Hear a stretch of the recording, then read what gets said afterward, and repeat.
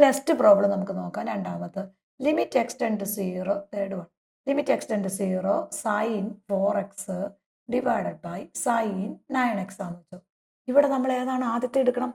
ആദ്യത്തെ trigonometry limit എടുക്കുമ്പോൾ limit x tend 0 sine 4x എടുത്തു. ഏത് നമ്പർ ചേർക്കണം? 4x ചേർക്കണം. അപ്പം ഇൻറ്റു 4x ചേർത്തു. അടുത്തെടുത്തു നമ്മൾ ലിമിറ്റ് എക്സ്റ്റെൻഡ് 0 സൈൻ 9x എടുത്തു. 9x അപ്പോൾ ഏത് നമ്പർ നമ്മൾ ചേർക്കണം മക്കളെ? 9x ചേർക്കണം. അപ്പോൾ തന്നെ ഇൻറ്റു 9x ചേർത്തു. ഈ എക്സും എക്സും വെട്ടിപ്പോവും. ഇനി ഇവിടെ ഈ 4 ഇവിടെ ചേർത്തു, ഇവിടെ 9 ചേർത്തു. ഇതെന്തായി മാറി?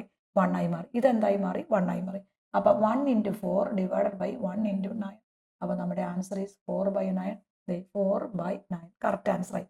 അപ്പോൾ ഇതുപോലെ നമുക്ക് ഏത് പ്രോബ്ലം ഇതുപോലെ നമുക്ക് ചെയ്യാൻ പറ്റും. ദെൻ അടുത്ത് നോക്കുക, limit x tend 0 sine 3x divided by tan വരാം, ടാൻ 5x ആയി.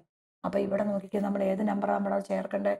ലിമിറ്റ് എക്സ്റ്റെൻഡ് 0 സൈൻ 3x ഏത് നമ്പർ ചേർക്കണം? 3x. അപ്പോൾ ഇവിടെ ഇൻറ്റു എന്ത് വേണം? 3x.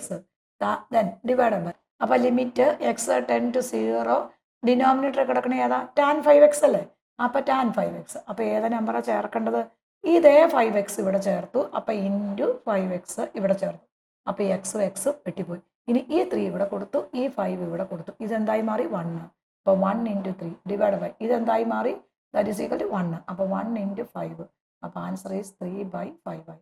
ഈ ഒരു മോഡൽ ക്വസ്റ്റ്യൻ വളരെ ഇമ്പോർട്ടൻ്റ് ആണ്. നമുക്ക് എല്ലാ പരീക്ഷയ്ക്കും എക്സാമിനുള്ളൊരു ക്വസ്റ്റ്യൻ ആണ്. അപ്പോൾ നിങ്ങൾ വർക്കൗട്ട് ചെയ്ത് നോക്കണം നമ്മുടെ ക്വസ്റ്റ്യൻസ്. ലിമിറ്റ് ഒന്നാമത്തെ question limit x tend 0 sine 4x divided by sine bx.